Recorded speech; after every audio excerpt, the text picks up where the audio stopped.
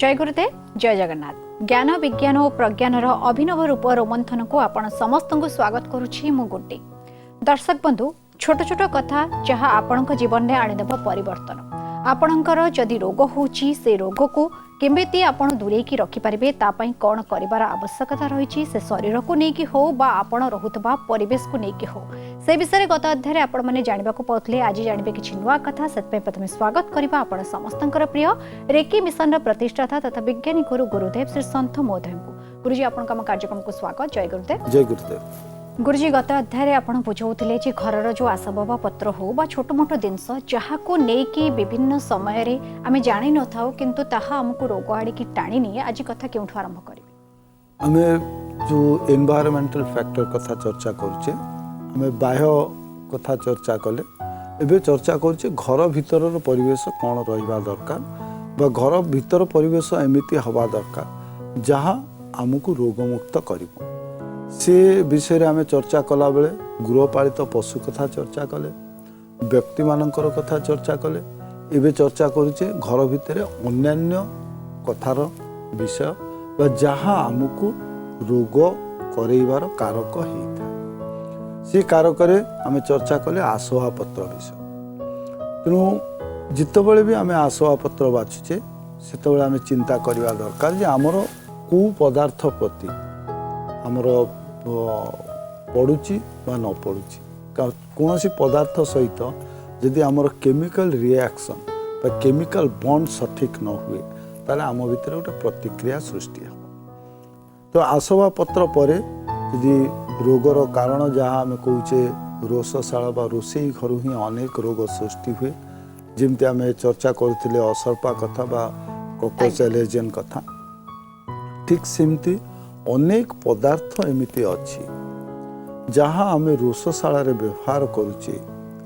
एवं व्यवहार करने समय से गोटे गंध आसे बा कौनसी प्रकार बांफ निर्गत हुए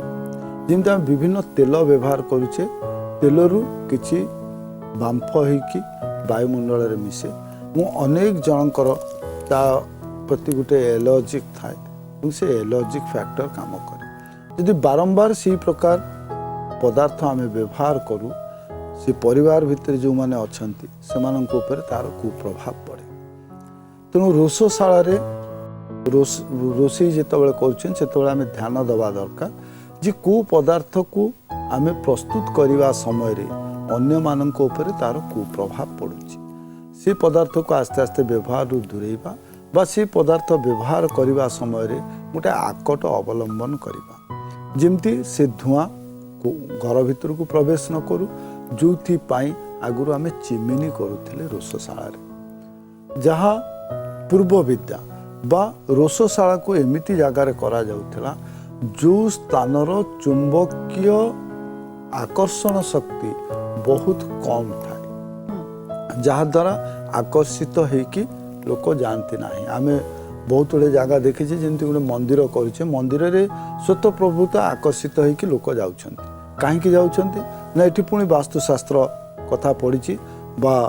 खगोल ज्ञान कथा पड़ी जे से स्थान रे चुंबकीय शक्ति एते शक्तिशाली से आम चुंबकीय शक्ति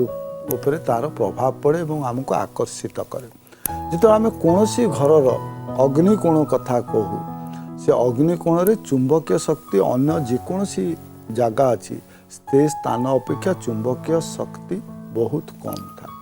जो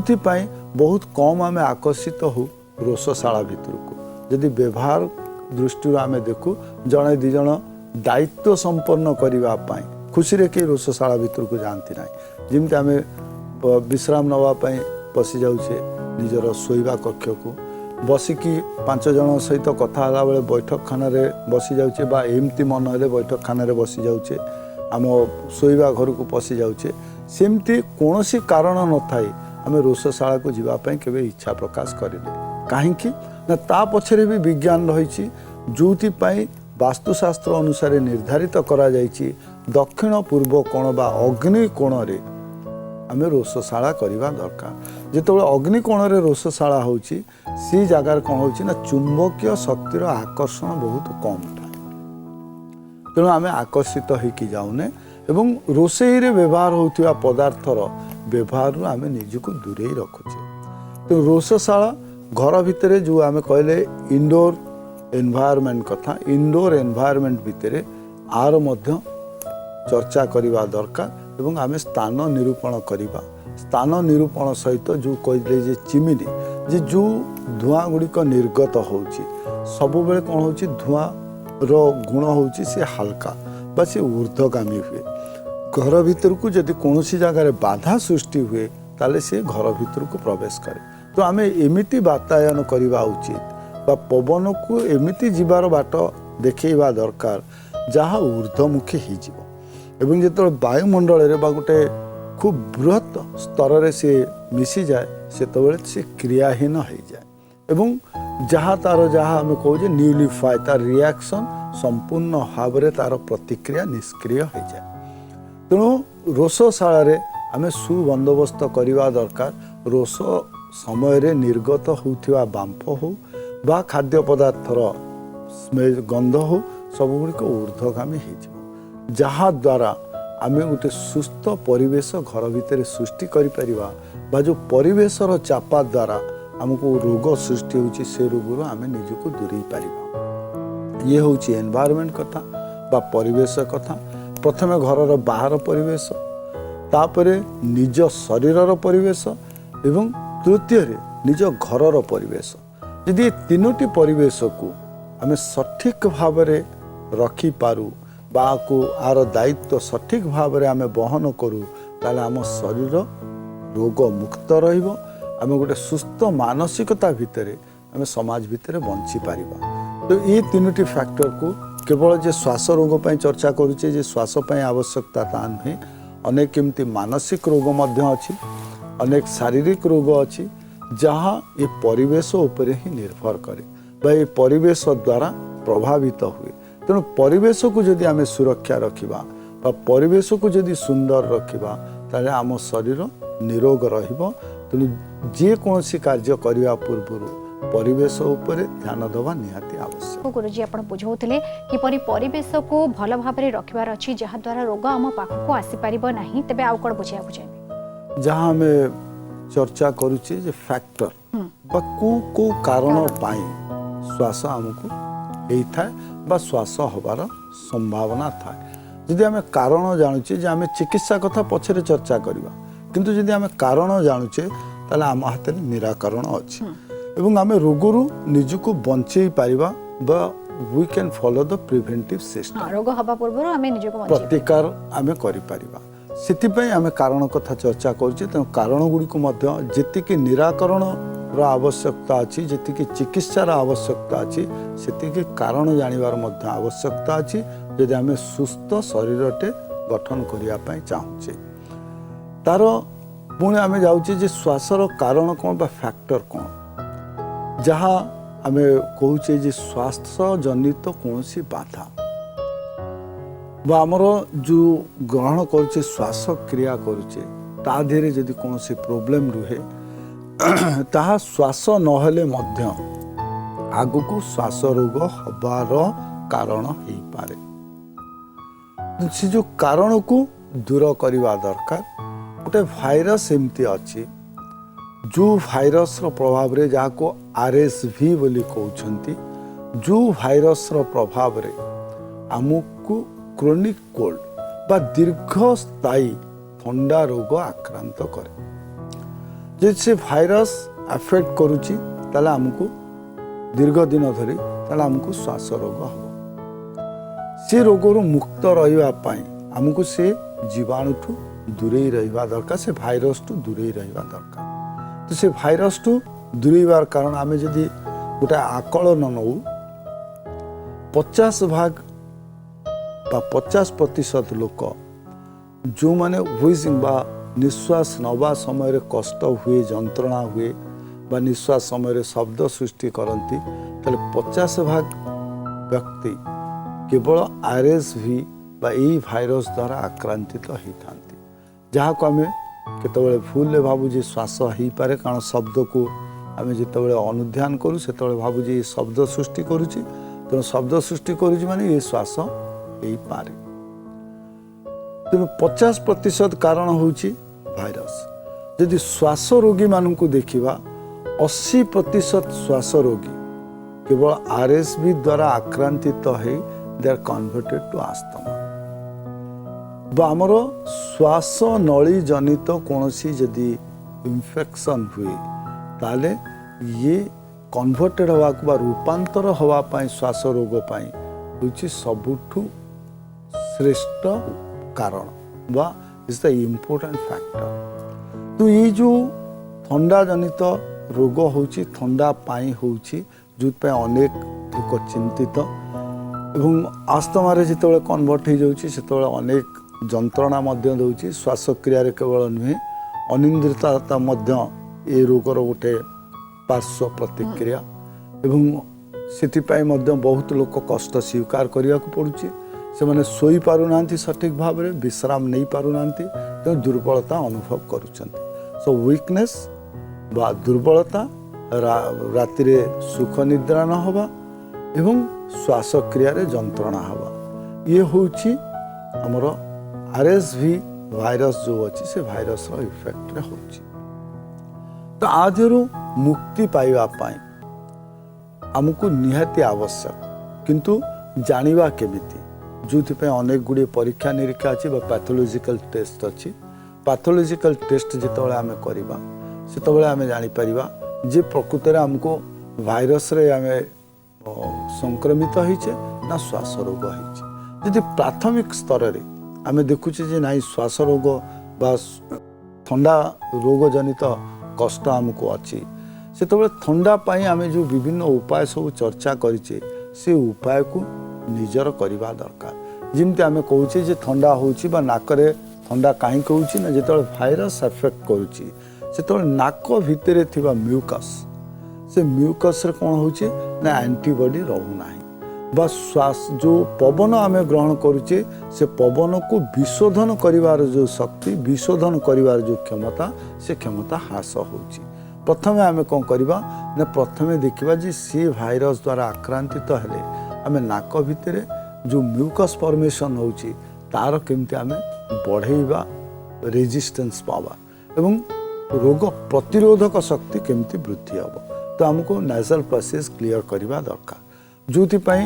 आम योग माध्यम जिते जाऊे भस्त्रिका क्रिया करवा दरकार एवं प्राणायाम गुड़िक करवा दरकार। जिते प्राणायाम आम अभ्यास करुचे से कौन हो ना आम जो पैसेज अच्छी जो रास्ता अच्छी एयरवेज क्लीन रहिबो एवं ता भितर फॉर्मेशन होतिबा म्यूकस गुड़िक शक्तिशाली हेबे बाहरु जाउथिबा जीवाणु गुड़िक नष्ट करिया पई क्षमता प्राप्त है। जेतो आयुर्वेदिक चिकित्सा रे आमे जाउचे सेतोले विभिन्न प्रकार रस आमे नाकरे पकेया पई कहा जाउची जोथिरे अणसोरिसा रस जहाँ को आमे मुख्यतः व्यवहार करू जे नाक भितरे से म्यूकस को आहुरी पावरफुल करिया पई अणसोरिसा रस दी बुंदा नाकरे पकेया पई। बहुत समय आमे जेते एलोपैथ मेडिसिन यूज करूचे बहुत समय चिकित्सक माने मध्य मना करती जे दीर्घ दिन धरी या व्यवहार करने कम बाउंस करें साइनस बट थरे भल हो गला पुणी सी जो मुंड भितर जमाट बांधि रोचे कारण जो आम निश्वास नौचे श्वासक्रिया आमर चलुची से जलीय अंश किसी रुए और से जल जाकि डिपोजिट हुए मुंड भितर बा साइनस पैसेज सी जो आम पैसेज क्लीयर करूँ से जल से रही जाए बा से पानी अंश से रही जाए जलीय अंश से रही जाए जिते पुणी आम औषध व्यवहार बंद करूँ पुणी से पानी गुड़िक सक्रिय हो जाए और आमर रास्ता को पुणी बंद कर दिए। किंतु जो आम आयुर्वेदिक चिकित्सा जाऊे गुल्म गुड़ी व्यवहार करुचे से कौन करुचे ता भितर जो एजेंट गुड़िक अच्छा जो उपादान गुड़िक अच्छा से उपादान गुड़िक कौन करती ना जो पानी गुड़िक आमर डिपोजिट होची ताकू से माने एक्सट्रैक्ट कर पारती ताकू बाहर करिवार क्षमता से पाखे अच्छी। जदि दीर्घ दिन धरी थंडा छाड़ुनी से आम केमिकल यूज नेचुरोपैथी आम किसी रासायनिक पदार्थ व्यवहार करूँ जो रासायनिक पदार्थ हूँ पेट्रोलियम प्रोडक्ट जहाँ को केरोसिन बोली कहूचे केरोसिन जदि आम पाद तलीपारे व्यवहार करुचे ताल तार सठिक व्यवहार होची बा सठिक फल प्राप्ति होची केमिति होची जिते आम केरोसिन पाद तले यूज करुचे it's create a temperature in our body गोटे शरीर भितर उष्मतार शिहरण सृष्टि करे एवं से उष्मतार प्रभाव रे जोठी जोठी आमर पवन चलाचल रास्ता अच्छी से पवन चलाचल रास्ता गुड़ी को खोली दिए उन्मुक्त कर दिए जद्वारा आमको ये रोगर शिकार हवा को पड़े ना। तो एबे आसी जाइछि से सेगमेंट कथा जो सेगमेंट रे आपण माने पचारिथिबा किछि प्रश्न जहा विषय रे समस्तक मन रे जिज्ञासा थाए से प्रश्न को देखिबा के कोन जानिबा को चाहिछथि। पुणी थे गोटे प्रश्न गुरुजी से पचार जो थे से पचार चाहते जीवन विषय रे जीवन में अनेक जिनस आमको सब लगे आम बहुत आवश्यक रही आम महत्व दे था किंतु जीवन में एमती किसी विशेष जिनस अच्छी कि जहाँ हूँ सबुठार महत्वपूर्ण आ जहाँ को पाखे रखिबार आवश्यकता रही जहाँ वर्तमान जो परिस्थिति आम दे जाऊे से परिस्थिति अनेक क्षयक्षति करिछि सत किंतु अनेक शिक्षा भी देकी जाइछि आवश्यक अनावश्यक निहाती आवश्यक ये सबुर जो गोटे सेगमेंट अच्छी जो विभागीकरण बड़ा सहज एवं सुंदर भाव से विभागीकरण कर दी जाइछि जमती आम गोटे पाठ पढ़ी इकोनॉमिक्स बा अर्थशास्त्र रे नेसेसरी कंफर्ट एंड लग्जरी ये जो तीन टी विभागीकरण करा जाइछि ये विभागीकरण एते दृढ़ नुहे गोटे पदार्थ जनक जदि नेसेसरी होता पारे आउ जनक से लग्जरी बा कंफर्टर उपादान हो पारे ठीक सेमती आवश्यक कथा जो सामाजिक दृष्टिकोण आम जीवन पाई आवश्यक कौन चर्चा करूँ से जीवन धारण करने आवश्यकता भिन्नता व्यक्तिर व्यक्तित्व पर निर्भर करे किंतु जितेबाला गोटे डॉक्ट्रिन बा ध्रुव सत्य उपर चर्चा करवा जीवन पाई कौन आवश्यक जोटा ध्रुव सत्य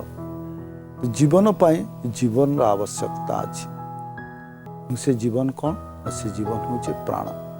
जिते साधारण भाव आम क्या देखुचे सी देह त्याग कला बा स्वर्गवास हो गला से प्रथम आमर हाथ अजाणत पलाए नाक पाखक श्वासक्रिया चलुची तो जीवन पाई सबुठु बड़ आवश्यक होची श्वासक्रिया यदि श्वासक्रिया नाही ताले जीवन नाही तेणु जीवन रक्षा करिवा महत्व कार्य एवं जीवन पाई श्वासक्रिया सठिक रखिवा र आवश्यकता अछि यदि हमर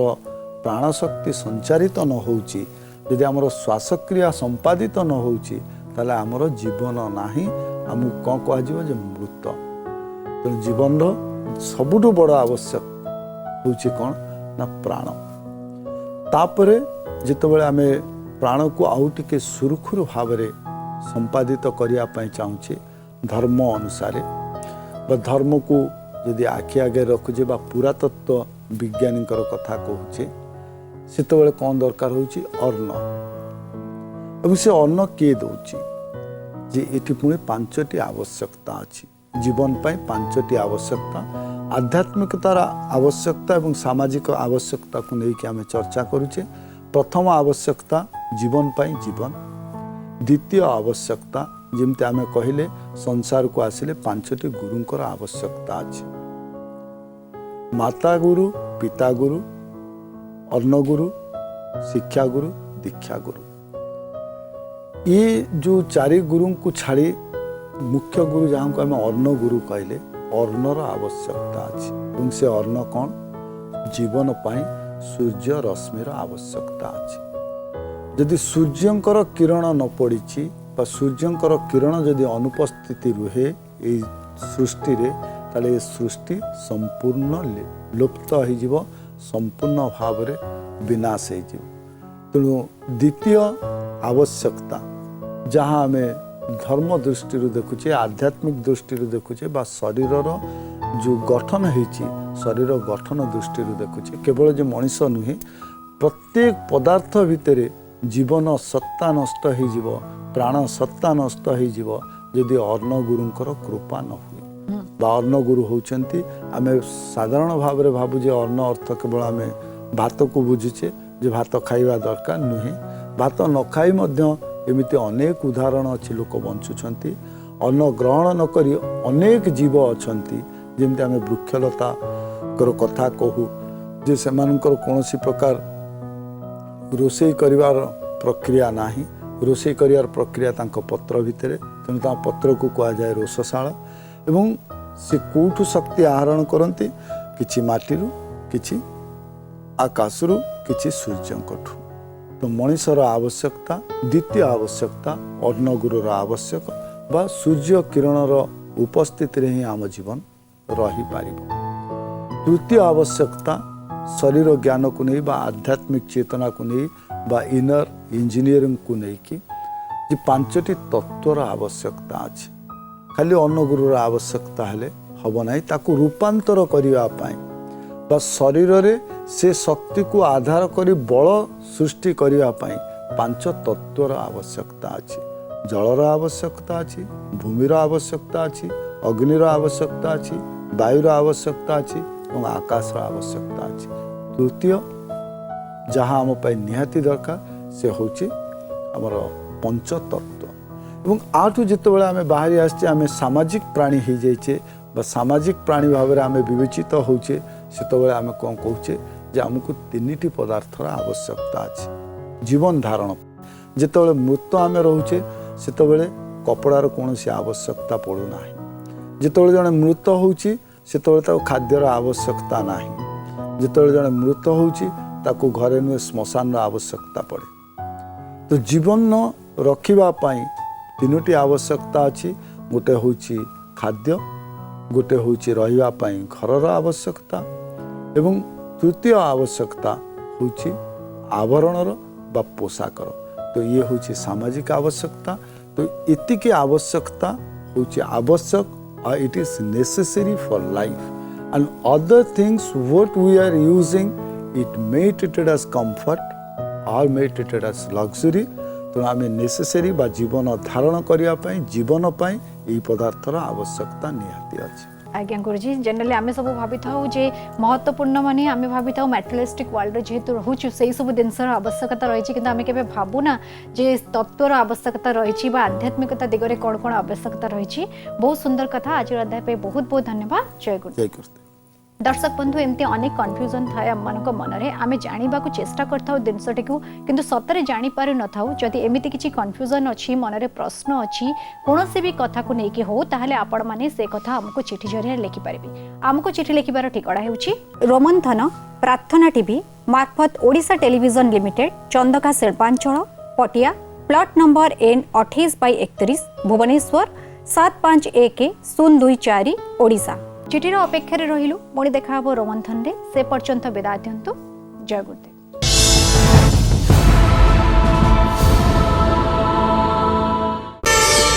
प्रार्थना आम आनंदर उत्सव।